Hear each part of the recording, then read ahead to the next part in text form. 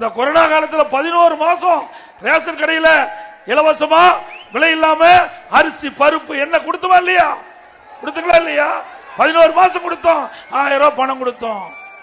தை பொங்கல் என்று எல்லா குடும்பத்துக்கும் 2500 ரூபாய் கொடுத்தோம். எல்லா குடும்பத்துக்கும் 2500 ரூபாய் கொடுத்தோம்.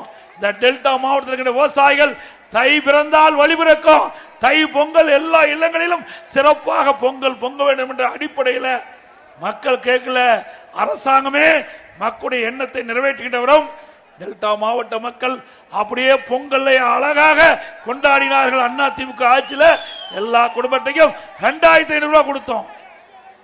எப்பொழுதெல்லாம் இந்த கூட்டத்தின் வாயிலாக நான் தெரிவிக்கின்றேன், நம்முடைய சகோதரிகள், நம்முடைய தாய்மார்கள் எல்லா தீபாவளிக்கும் மகிழ்ச்சியோடு இருக்க என்பதற்காக அண்ணா திமுக ஆட்சி உங்களுடைய மகத்தான ஆதரவின் பேரில் மலர்ந்தவுடன் 2026ஆம் ஆண்டிலிருந்து எல்லா தாய்மார்களுக்கும் நல்ல புடவை கொடுக்கப்படும், சேலை வழங்கப்படும்.